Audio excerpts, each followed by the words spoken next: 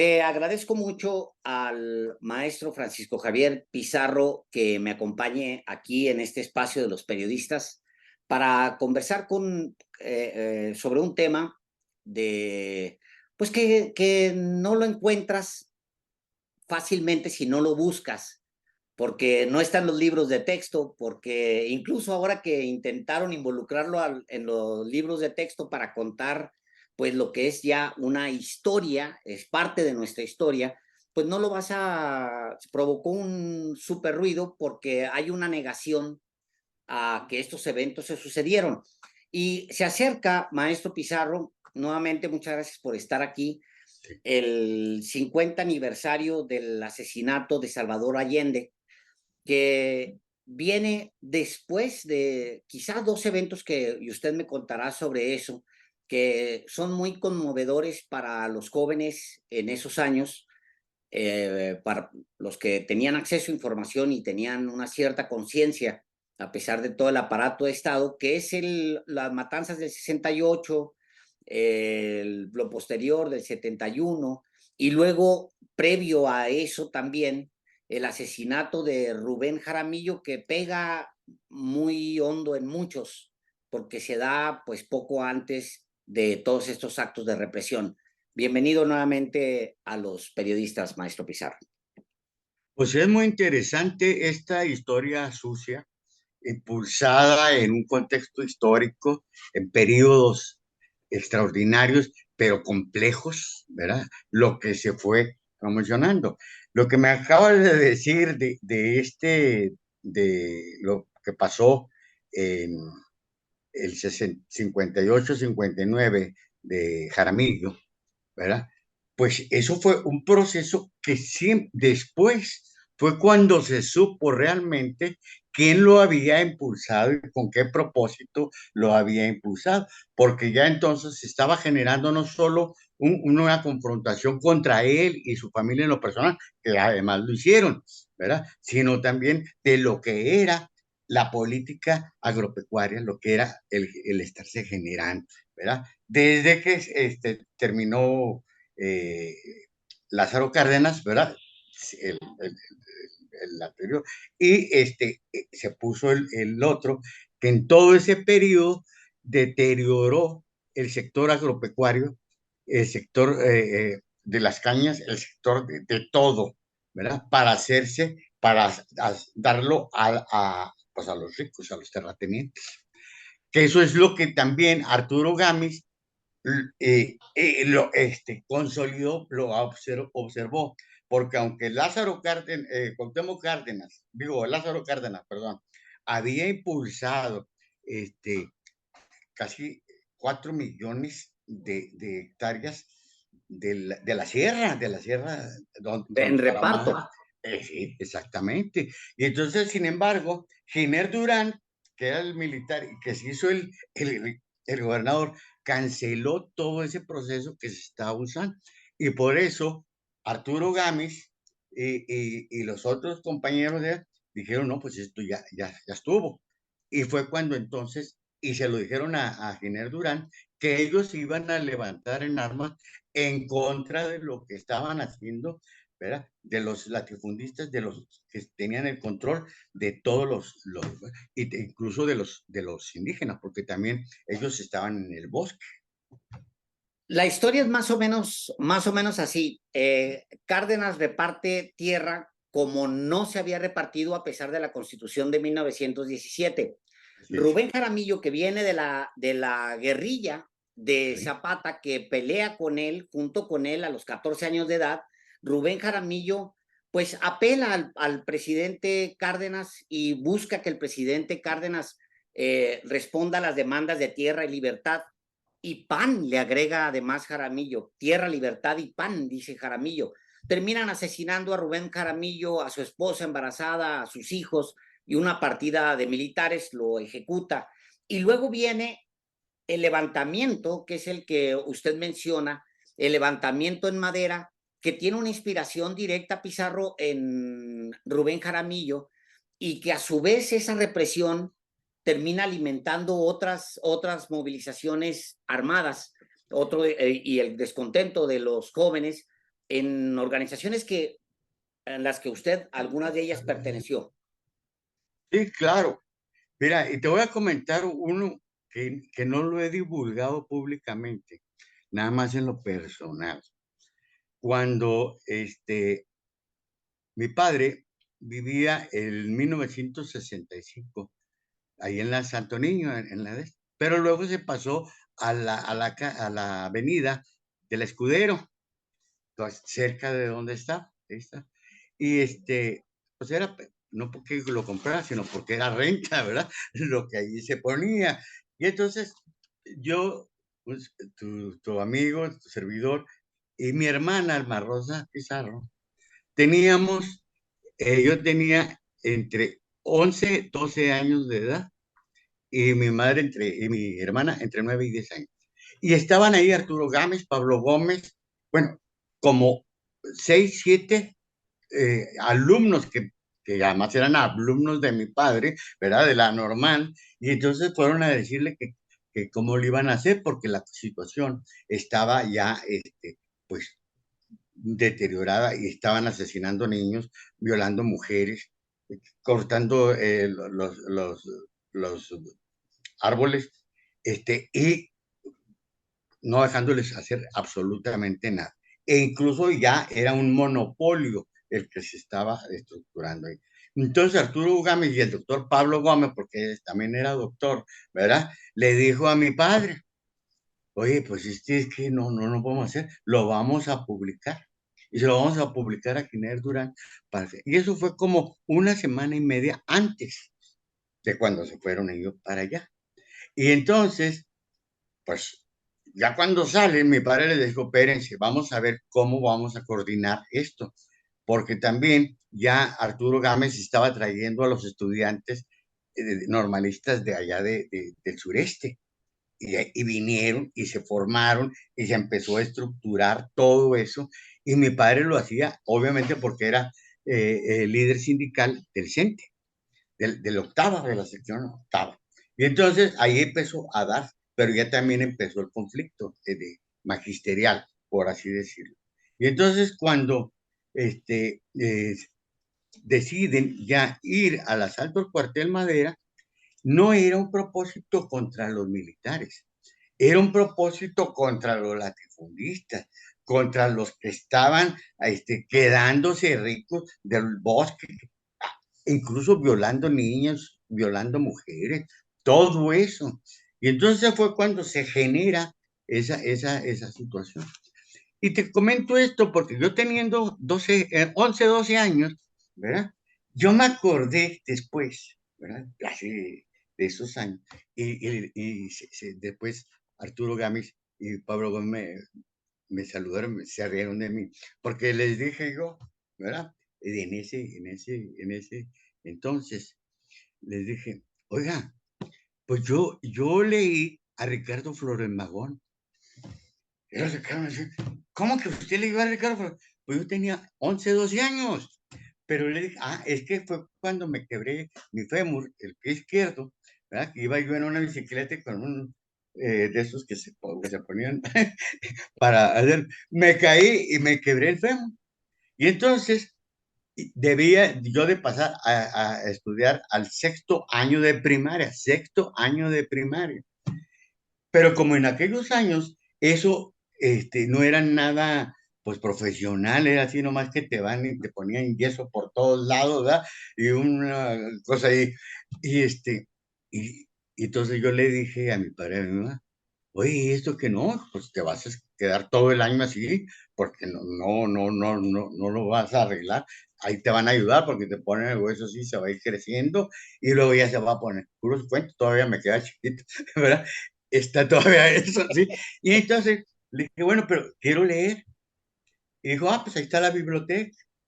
Y entonces le dije a mi madre, oye, préstame un libro de los que lee mi papá. Y me dio el de Ricardo Flores Magón. Y fue donde yo empecé a leer el libro de Ricardo Flores Magón. Y entonces, Pizarro, fíjate, a esa edad, cuando paso a la secundaria, porque el sexto año no lo pasé, ya cuando me ponen en la secundaria y me ponen presidente de la sociedad de alumnos en el segundo año, ¿verdad? Y ya venía con lo del 68, ya venía lo de Rubén Jaramillo y lo venía lo del 68. Entonces yo organicé a todos los estudiantes de la secundaria federal número 1, aquí de Chihuahua, ¿verdad? Y le dije, vamos a hacer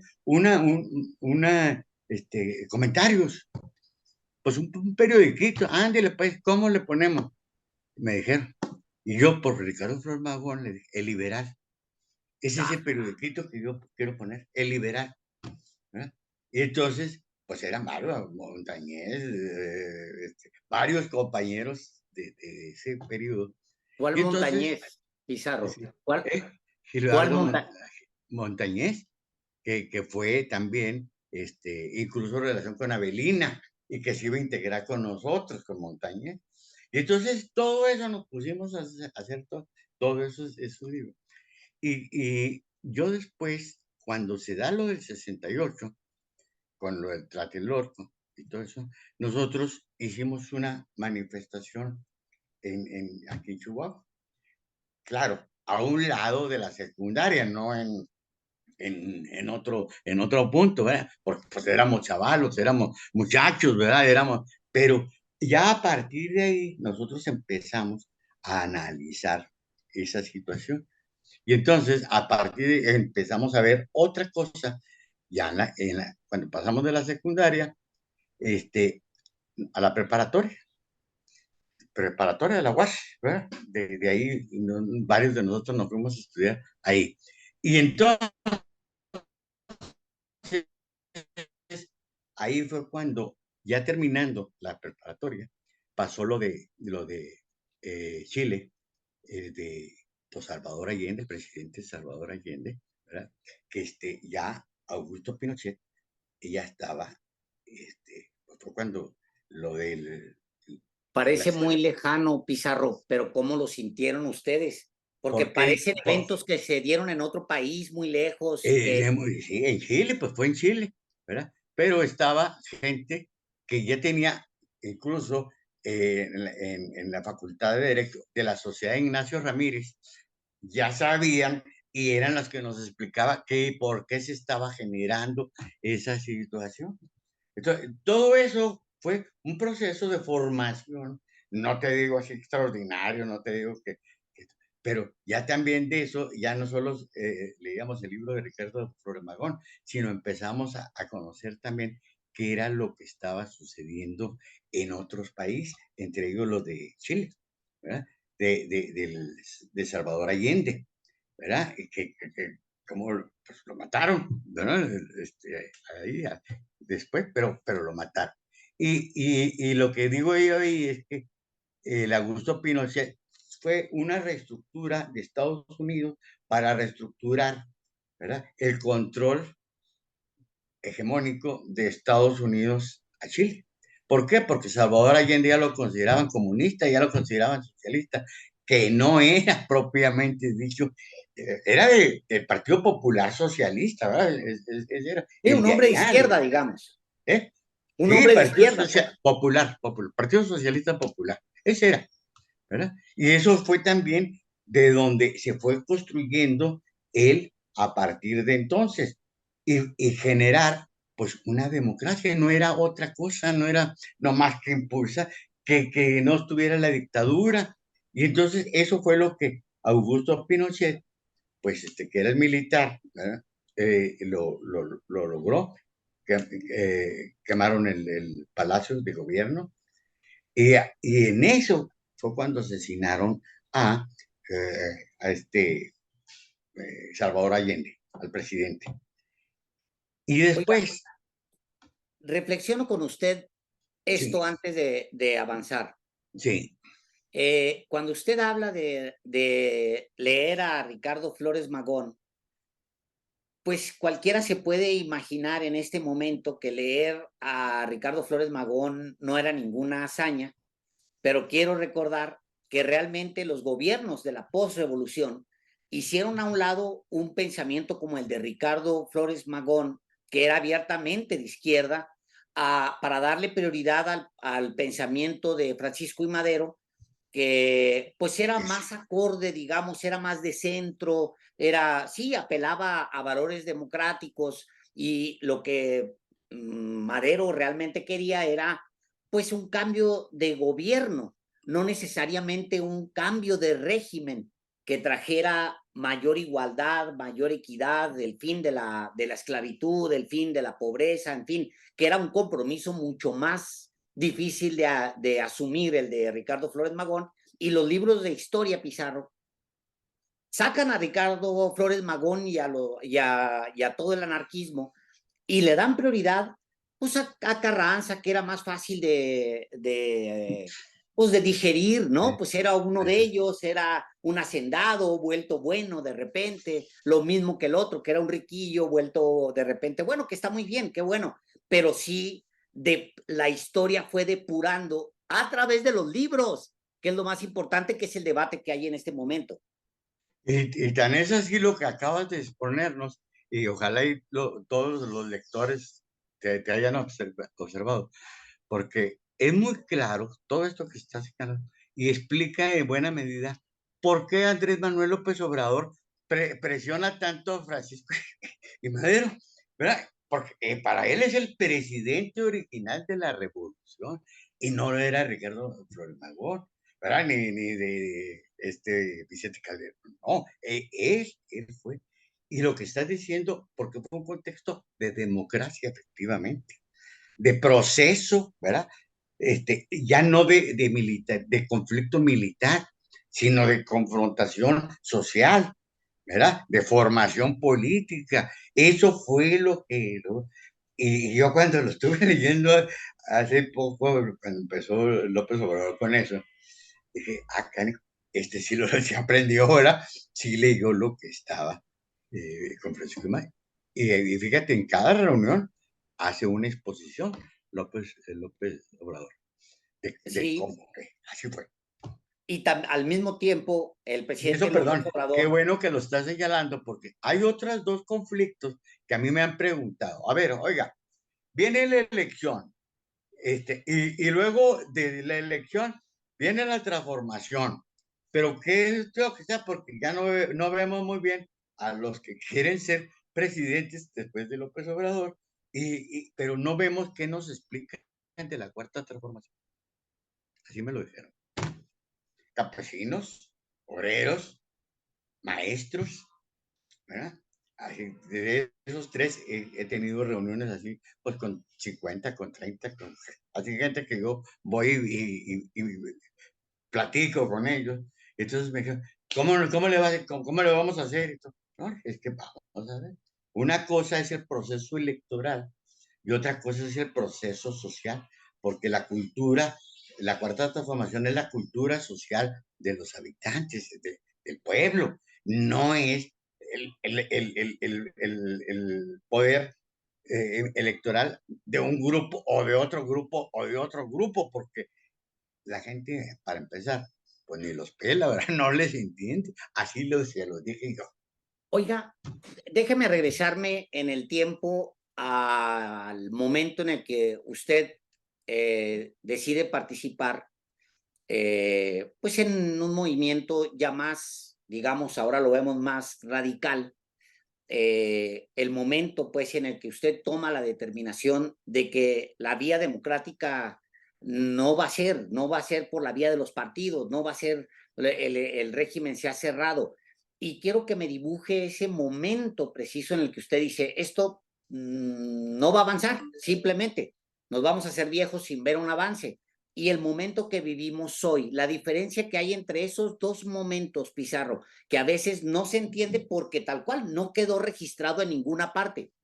Así es. Es que este proceso que me está señalando, bueno, que lo señalé, y yo lo percibo desde esta perspectiva, a ver si te parece correcto. Y eso no es nada más en México. ¿Qué pasó en la URSS? Cuando se quita la URSS se pone PMS, el Partido Comunista, nada más, ¿verdad? Se acaba. ¿Qué pasa en China? ¿Qué pasa en Corea? Ahí lo que tú me estás diciendo, y los ciudadanos de allá, y los que pues leemos, cuando menos analizamos qué es lo que está pasando, pues nos damos cuenta que eso ya no es, ¿verdad? Desde la perspectiva tradicional, anterior, ideológica especialmente, pero no sociológica, porque ese es el otro problema que se generó, que se creó. Por eso Trotsky y Lenin y todo, fue la situación de eso. Y si uno lo analiza en todo ese origen del proceso histórico, pues yo digo, aquí en el caso, ¿por qué Chihuahua? Aquí no creas que hay mucho apoyo a Morena, estoy hablando de Chihuahua, de Chihuahua, La capital, sí. la capital. ¿Y qué es lo que son? Pues la gente ahí no teme meterse en otra bronca, porque ¿de qué viven ellos? Pues de las maquiladoras, de los ganados que andan en las ganaderías, ¿verdad? Que andan en el petróleo, en las minas, es decir, porque para ellos eso no es nuevo, para ellos es algo que se ha venido procesando, pero que ha deteriorado al pueblo, que ha deteriorado a los trabajadores, que ha deteriorado, e incluso hasta ahora, con lo de que no quieren los libros de texto de los niños, ¿verdad? Incluso hay una confrontación, pero no tanto de lo cultural, sino del dinero. ¿Por qué? Porque eso, ¿verdad? Ellos quieren enviarlo a las empresas para que, eso ya lo dijo Maru Campos, para que los niños compren, ¿verdad? Les paguen en los kinder. Y ¿sabes cuánto cuesta en una escuela que acabo yo de ver por un nieto que lo iban a llevar ahí? Para que estudiara en una escuela privada. No voy a decir el nombre para nomás para no, ¿verdad? Porque luego se lo fregan también a él. Pues ese fue. ¿Cuánto crees que cobra por semana? No sé, 8,500 pesos por semana. por semana. Pues es un negocio, Pizarro. Entonces, por eso estoy diciendo que ahí no hay cultura, no hay educación, hay negocio. Y ese es el tema fundamental de que quitar los libros de texto para las escuelas primarias, ya no se diga para las secundarias, para las primarias, ¿verdad? Y incluso están poniendo en los kinder sodas, nieves y cosas así, para decir que con eso ya los niños pues, ya se formaron. De ese tamaño está. Pues sí, ese es el tema. Un último asunto, maestro Pizarro. Sí. Es difícil, pues, comparar lo que está sucediendo en México porque no existe realmente un referente de lo que se está dando ahora mismo, porque a pesar de que en los años recientes, en las últimas 2 décadas, la izquierda ganó 2 veces, una en 2006 y ahora en 2018, realmente se le ha reconocido una sola. Y siempre la izquierda históricamente ha cargado pues, con la represión, es decir, lo que hay ahorita es a costa de muertos, desaparecidos, de asesinatos, de participación del ejército, de guerra sucia, de difamación, de violaciones, de desapariciones. Es decir, la izquierda ha cargado con todo eso durante muchas, muchas décadas, pero el momento que se vive hoy, eh, pues es inédito, entonces no tenemos un punto de comparación. Le pregunto, ¿qué estamos viviendo hoy? Yo creo que eso que estás señalando es una guerra sucia, pero distinta a la que era en términos, voy a decirlo así, de Rubén Jaramillo, de Otto Salazar, de Vallejo, de Valentín Campa, porque eso y por eso estaban en Lecumberri, ¿verdad? Y duraron años, ¿verdad? Y después se lograron formar y lograron impulsar. ¿Por qué? Porque ya después de todo el deterioro socioeconómico de esas economías, pues la gente ya no lo aceptaba. Pero ahora lo que se está planteando es dos cosas desde mi punto de vista, ¿verdad? ¿Qué es la concepción de que están publicando? Ahora resulta de que López Obrador y Morena es comunista. Pues no es cierto, nada de eso, no hay nada de eso, ¿verdad? Ahora, la izquierda, la otra, que no se ha logrado estructurar, no se ha logrado formar, ¿verdad? Este, siguen queriendo también compartir y confrontar, ¿verdad? Este, con Morena, porque también Morena, desde mi punto de vista, se lo digo, ¿verdad? No tiene la cualidad, la fundación adecuada, histórica, social, cultural, que una conciencia social debe tener, porque si no tienes esa conciencia social, la psicología, la cultura, el ejercicio incluso, todo eso, pues eso se va, porque ya, y eso me preocupa mucho y se lo he dicho a muchos aquí de Chihuahua. Ah, pues a lo era, ¿verdad? Es que no es nomás para pagar el dinero, ¿verdad? Es pagar la formación de qué, pues de la salud de la gente, de la alimentación, de la educación. Ustedes no están haciendo nada de eso, nomás están dando lana, dice para esas cosas. Pero eso no es una formación social, auténtica, real, ¿verdad? Porque además es lo que los nuevos mexicanos, los nuevos chihuahuenses, pues siguen en lo mismo. Ya vienen muchos del sureste a Juárez para las maquiladoras y ya no hay de Juárez para las maquiladoras. Ah, pero hay para las drogas. Y ahí sí está canijo, y ahí sí está muy fuerte. Y ahí también es donde yo les digo, ahí, si estamos hablando de un proceso de consolidación humano, ¿verdad? Real, auténtico, pues entonces no es nada más estar diciendo que eso se va a lograr con el billete, con el dinero, no, es con la formación del sistema de trabajo, de la productividad, de la sociedad, de la cultura. Son los temas que yo les digo, esos son los que hay que fortalecer, eso es lo que hay que impulsar, porque si no, pues ¿qué ganamos? Pues no. Maestro Pizarro, como siempre, un enorme gusto platicar con usted. Gracias. Igualmente, mi estimado, y saludos a todos los compañeros de tu programa, y que lo estoy revisando muy seguido, ¿verdad? De todo lo demás, y qué bueno, y siempre estaré a tu disposición cuando tú lo consideres. Un abrazo muy grande. Igualmente. Gracias. Bye.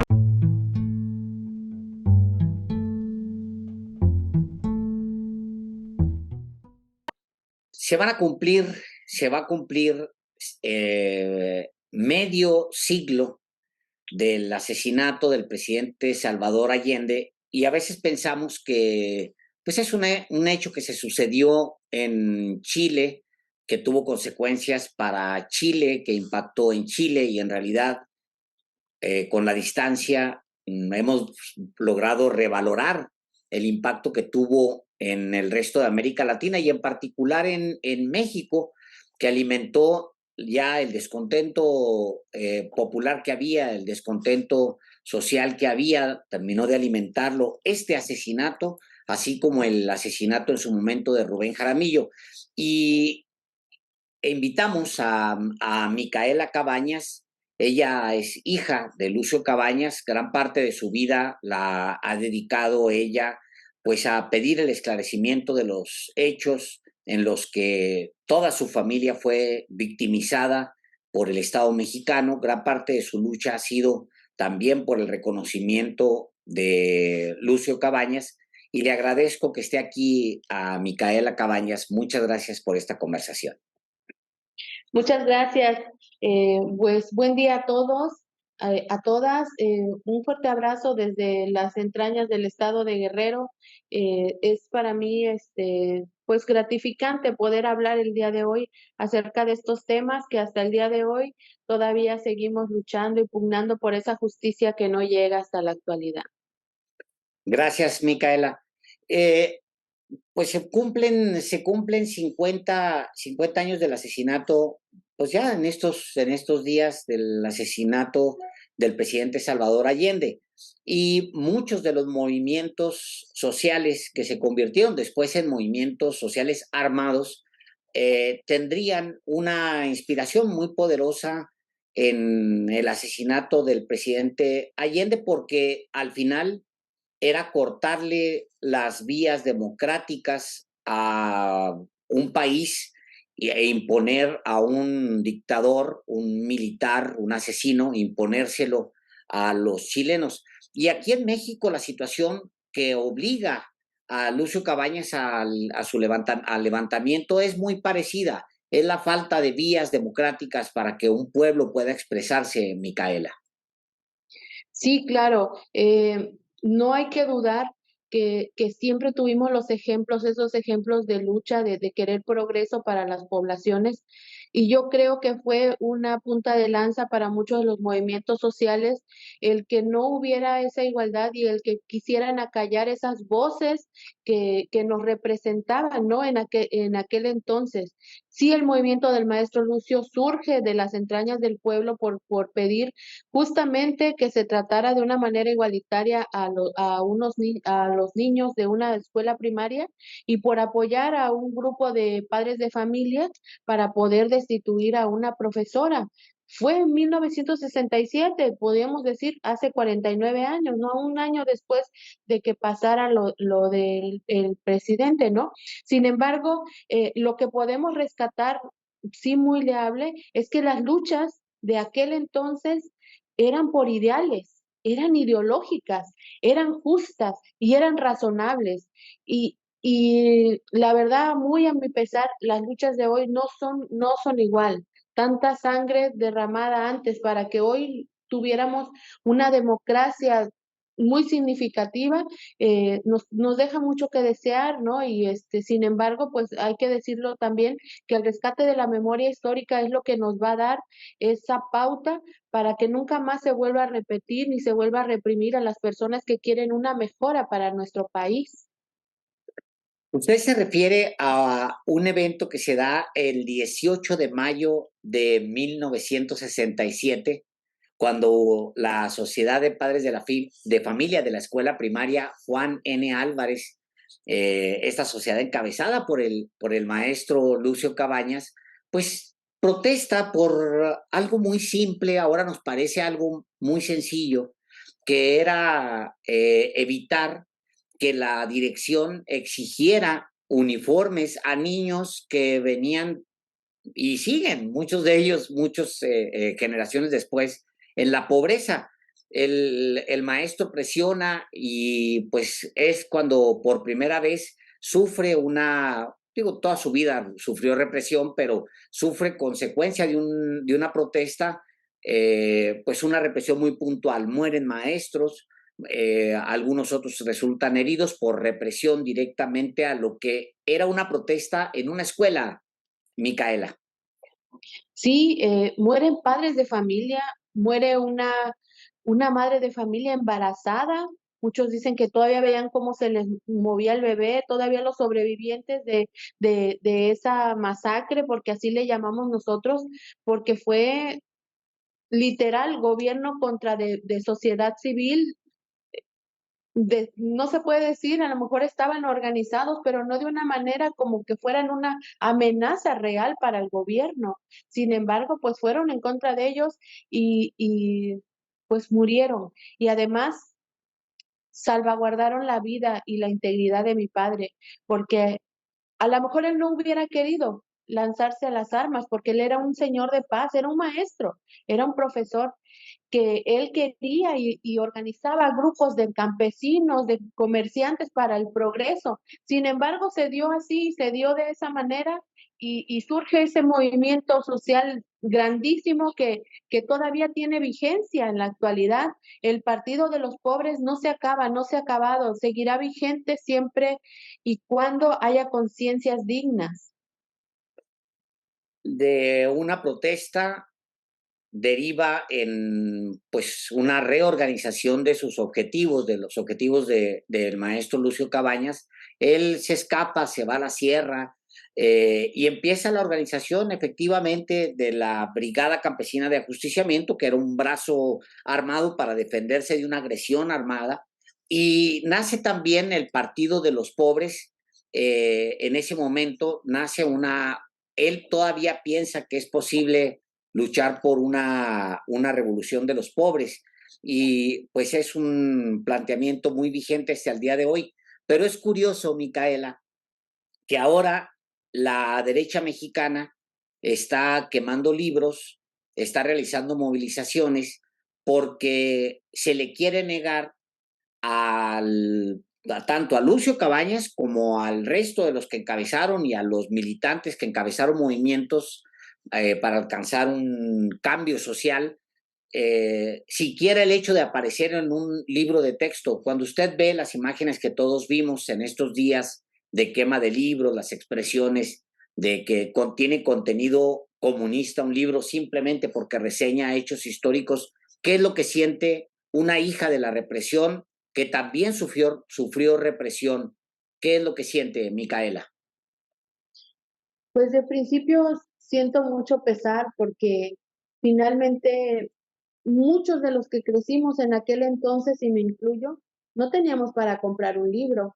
Entonces, el que los libros sean gratuitos es un logro, pero en la actualidad y conforme al tema que estamos tratando sobre los nombres de los luchadores sociales y, por qué no decirlo, defensores de derechos humanos de aquel entonces, cuando todavía ni se pensaba que hubiera alguna institución que defendiera los derechos humanos en nuestro país, pues pudiéramos decir que en ese entonces nosotros estamos pues ganando una reivindicación con que el nombre de nuestros padres esté en los libros.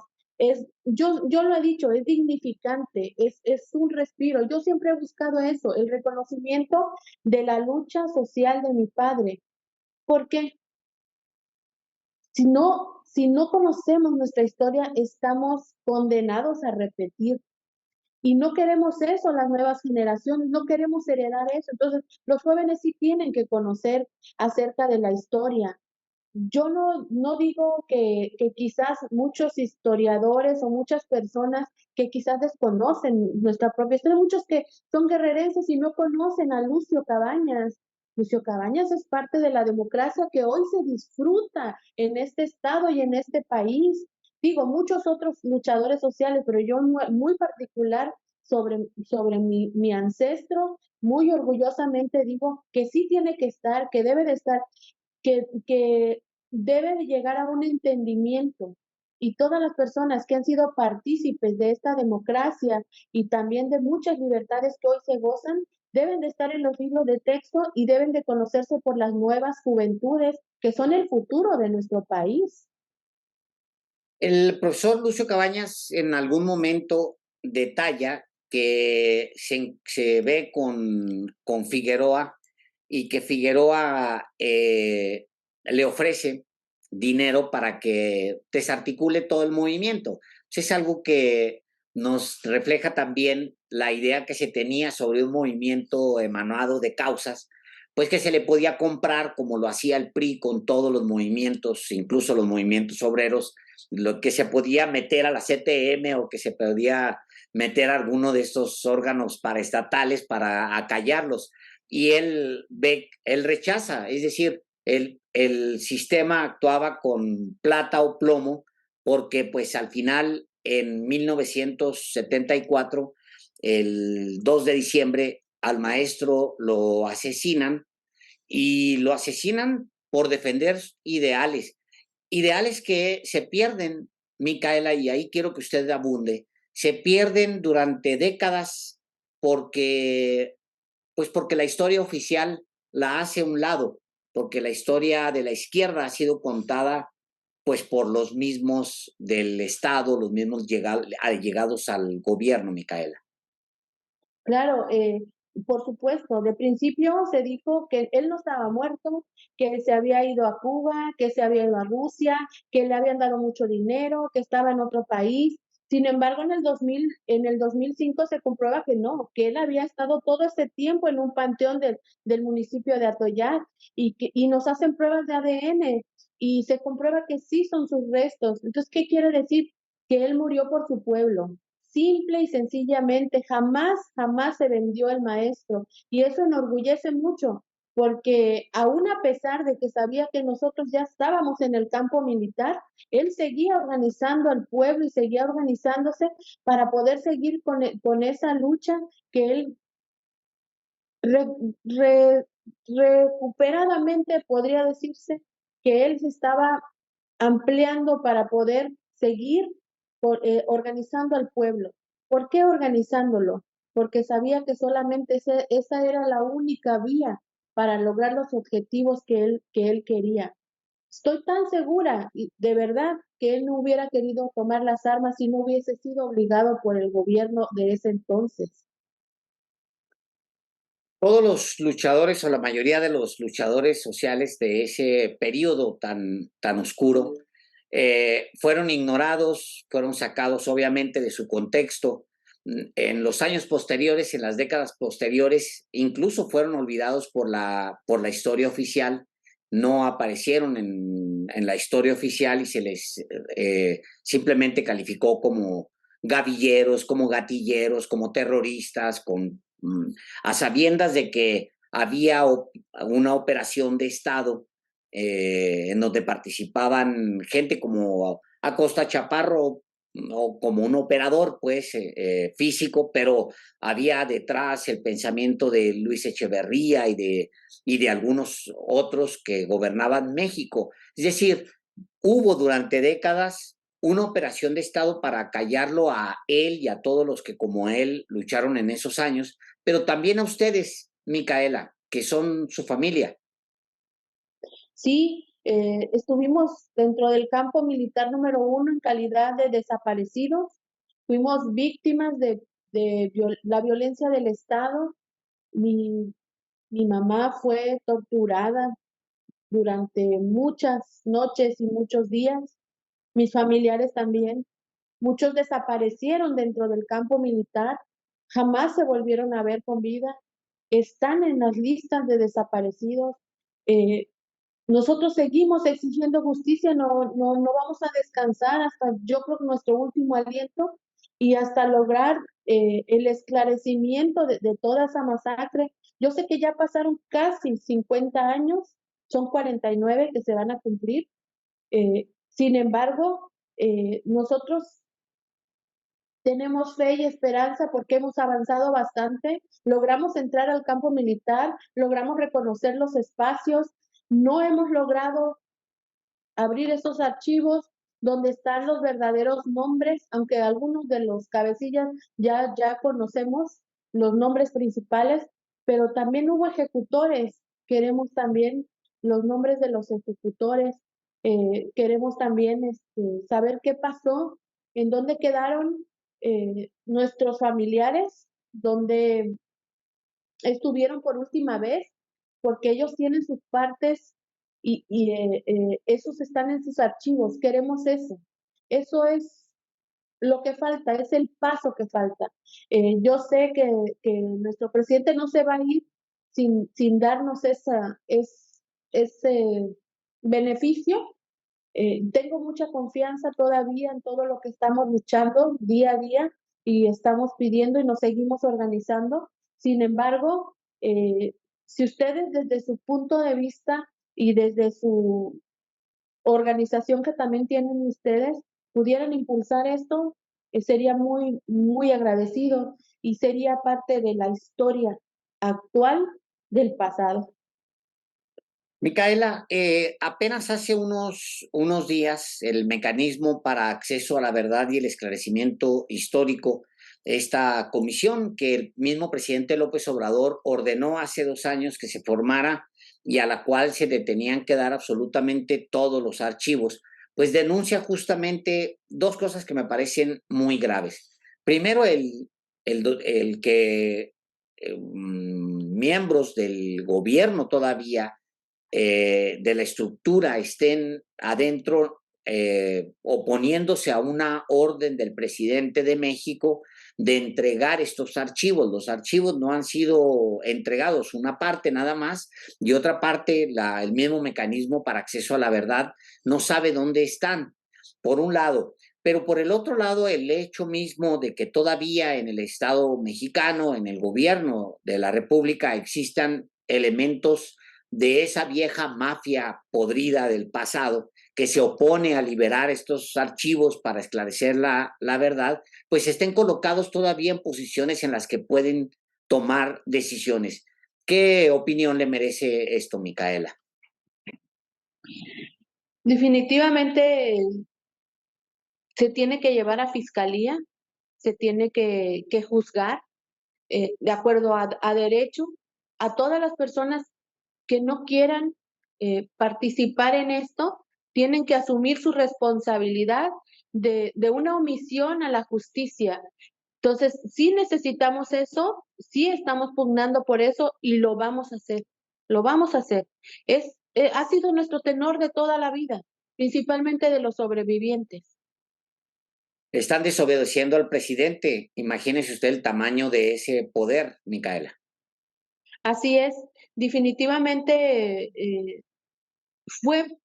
luchamos durante, yo creo, más de 50 años para que tuviéramos hoy el presidente que tenemos, para que tuviéramos esa democracia. Y seguiremos con ese cambio con ayuda de todos los que sí seamos conscientes de que tiene que haber justicia en nuestro país. Eh, lo siento mucho por las personas que son omisas a la justicia, porque quizás no han sufrido en carne propia lo que nosotros pasamos. Por eso esa sensibilidad a todo lo que ocurrió y sigue ocurriendo en nuestro país. Finalmente, Micaela, y siempre muy agradecido de que esté usted aquí en Los Periodistas, finalmente le pregunto, me regreso a la pregunta original y era el cómo impactó Salvador Allende en la vida de los mexicanos y en las movilizaciones que vendrían en los años 70, en la década de los 70, incluso en los 80, porque todo eso se extendió durante mucho tiempo. ¿Y cuál es el recuerdo que usted tiene? ¿Dónde estaba cuando se enteró usted o qué edad tenía cuando por primera vez le contaron la historia de Salvador Allende? Sí, la realidad es que cuando pasa lo de Salvador Allende, su servidora todavía no nacía. Sin embargo, Sí, en es el correcto. transcurso de la vida e ir conociendo la historia de los grandes hombres que nos han dado patria y que nos han enseñado con su proceder, pues le puedo decir que mucho emana y mucho nace de las asociaciones sociales y civiles que posteriormente vinieron a estar apostadas en nuestro país y en nuestro estado. Y mucho también sobre lo que pasó fue el impulso para muchos movimientos que se generaron después en favor del pueblo, en favor de ese rescate del pueblo. ¿Hasta qué año estuvieron ustedes en el campo militar, Micaela? 1996, no, perdón, ay, 1976. Ay, oh, no, Dios Pues mío. 1976. Pues 1900. estaba usted entonces detenida, pues era una bebé, cuando Sí, se da el asesinato del presidente, pues imposible saberlo. ¿Usted nace en qué del año? 74, En 74. 74, un año Sí, después. Y sí. usted nace en prisión, básicamente, Micaela. Yo crecí ahí. Yo lloraba en la noche cuando salimos de ahí, por fin logramos salir de ahí. Dice mi mamá que yo lloraba, que quería regresar a mi casa, porque yo conocía ese entorno nada más. Entonces, haber entrado al campo militar, se lo diré muy en particular, fue como regresar a casa y a la vez sentir un vacío enorme, enorme por no tener a mi mamá ya. Entonces, sí, fue muy impactante para mí, muy en particular. ¿Usted tiene algún recuerdo del campo militar donde usted creció? Sí, yo era muy bebé, pero yo recuerdo los barrotes fríos entre mis manos. Yo creo que era cuando me paraba a caminar, cuando empecé a caminar. Eso es lo que más recuerdo. Y también recuerdo el espacio muy chiquito donde dormíamos con mi mamá y sentir su cabello entre mis pies. Es lo que recuerdo realmente, pues yo no puedo decir una tortura porque yo estaba quizás con mi madre, ¿no? La que sufrió tortura fue ella. Pues le agradezco mucho la conversación, Micaela. Gracias, de verdad, se le agradezco. Gracias, a la orden y un abrazo a todos y a todas. Gracias, un abrazo muy grande.